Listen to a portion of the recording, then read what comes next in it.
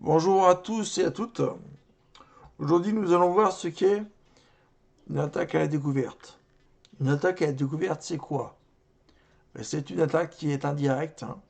La première pièce menaçante est cachée par une autre pièce qui va t'attaquer un autre point. Ce qui va faire en fait une double attaque. Et cette double attaque est d'autant plus forte s'il y a un échec au roi, hein. Mais on va revoir ça dans le premier exemple. Mais avant mon premier exemple, tout de suite, mon sommaire. Au sommaire, deux exemples et des petits exercices, hein. Et surtout, n'hésitez pas à liker et vous abonner. A tout de suite pour le premier exemple. Regardons ensemble l'exemple numéro 1. Que pouvons-nous voir? Nous pouvons voir que si nous intercalons le fou sur une des cases, le roi est mis en échec par la tour. Il va falloir profiter de cette mise en échec. Profiter pour pouvoir prendre la dame. Mais pourquoi profiter d'une mise en échec? L'intérêt de la mise en échec est que le roi que la partie adverse doit répondre à l'échec avant tout. Donc, voyons voir en quelle case mettre notre fou pour profiter de cet échec.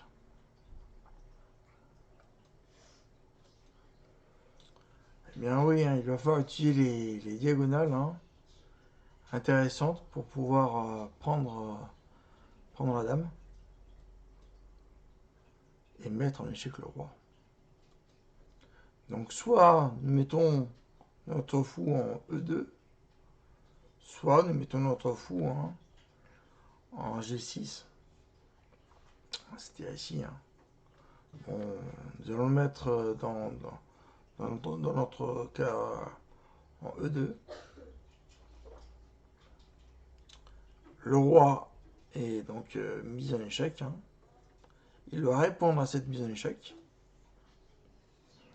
Soit il se déplace, hein, sur cette ici, hein.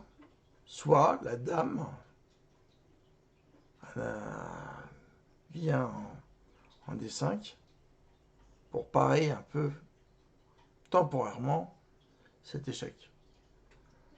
Pourquoi temporairement? Parce que si elle se met en D5, et bien elle sera prise par la tour. Si le roi bouge,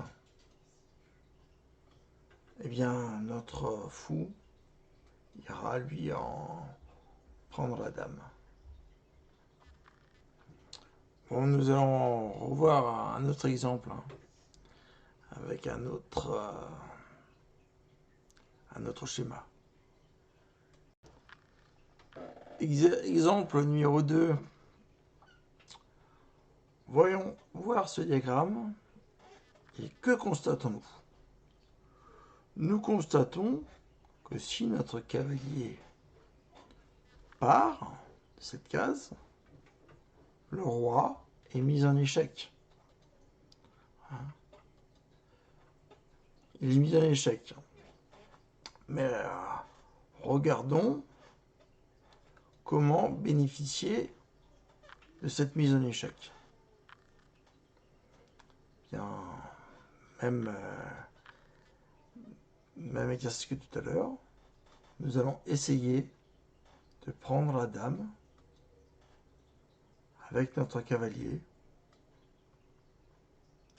Et parmi ces 8 destinations, regardons quelles destinations sont bonnes pour prendre la dame.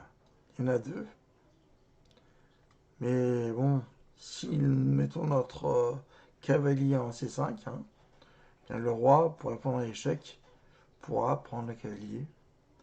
Donc la bonne réponse est de mettre notre cavalier en E5. Pourquoi? Bien parce que le roi est obligé de bouger. Et nous pourrons prendre cette dame. Alors, obligé de bouger? Non. Parce que la dame peut aussi descendre en D3.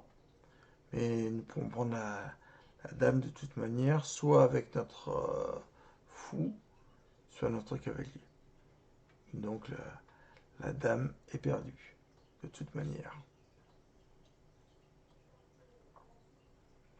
Passons maintenant à l'exercice numéro 1. Exercice 1. Regardons comment prendre la dame. Bon, nous allons appliquer l'attaque à la découverte. Je vous laisse réfléchir un petit peu. Oui, nous allons utiliser la mise en échec du roi. Mais comment prendre la dame? Oui, nous allons utiliser 2 axes. Ces 2 axes sont très intéressants. Mais bon, vous pourrez me dire, oh, Rick, fais soit l'un, soit l'autre. Non. Non. Pourquoi? Nous allons voir ça tout de suite. Avec un petit rappel de leçon. Lors d'une mise en échec, on applique la règle du pif. Pif, P pour prendre, I intercaler, F fuir. Bon, on va voir ça tout de suite avec cet exercice. Si nous plaçons notre tour en A5, qu'est-ce que les noirs vont faire? Peuvent faire. Le roi peut bouger, mais pas que. Pas que. Effectivement, la dame, elle, peut aussi s'intercaler.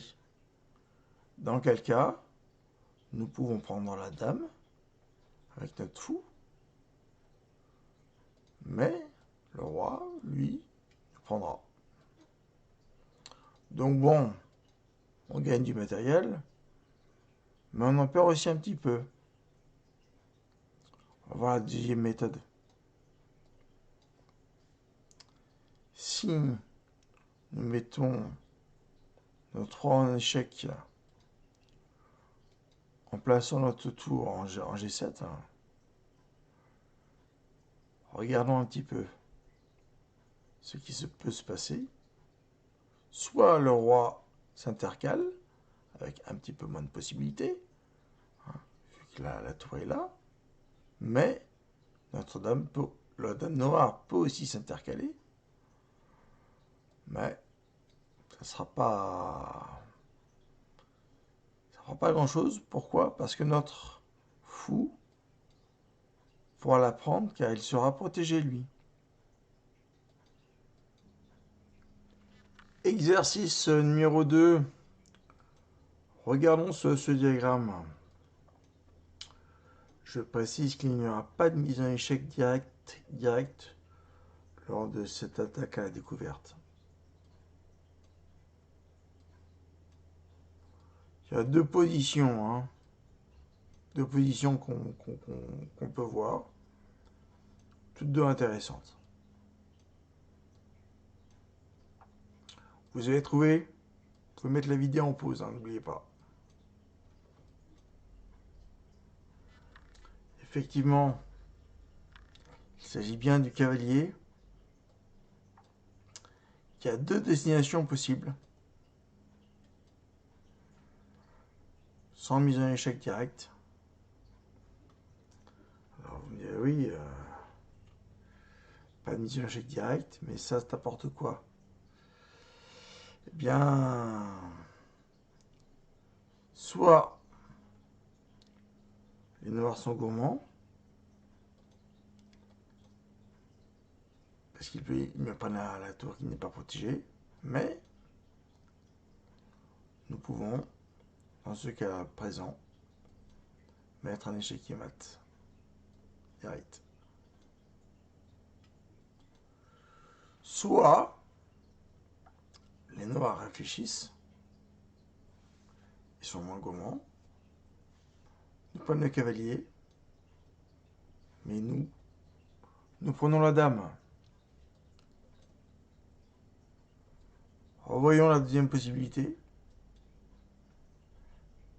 Je vous dis qu'il y en avait deux. C'est pareil, hein. Si nous mettons notre cavalier de F4 en H5, si les rois sont gourmands, ils nous prennent la tour. Et dans le cas présent, nous faisons échiquier mat en plaçant notre dame comme il le faut en G7, étant donné qu'elle sera protégée par le cavalier.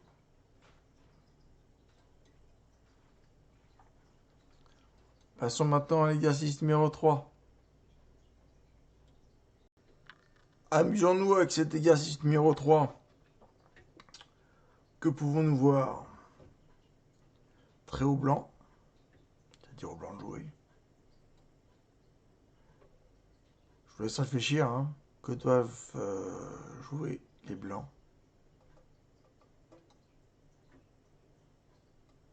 Eh bien oui, le fou doit bouger pour effectuer une attaque à la découverte.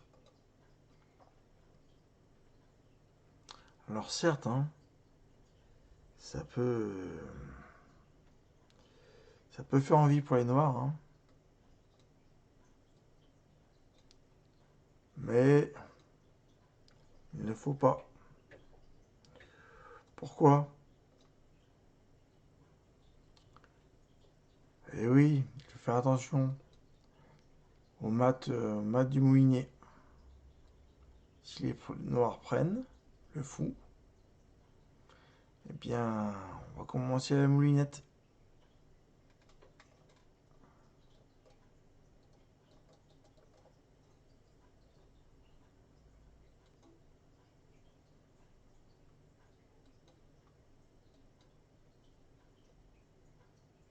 Échec au roi.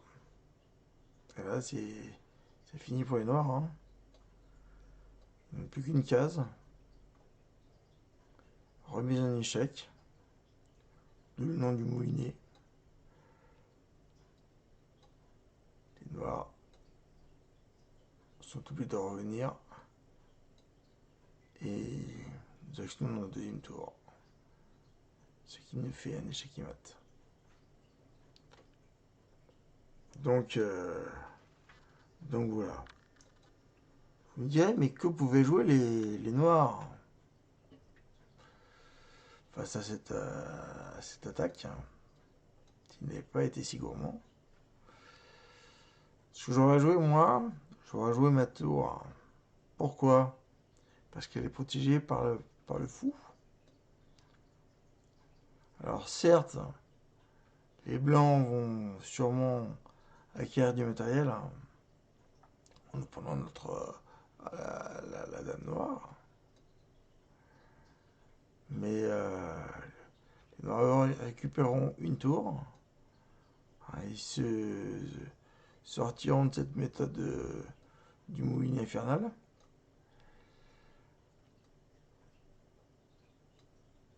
Et voilà. Voilà pour le troisième exercice.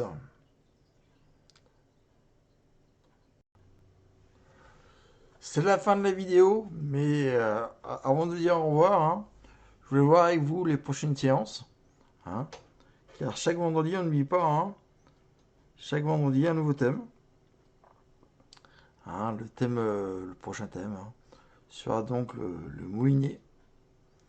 Allez, ciao, bye bye!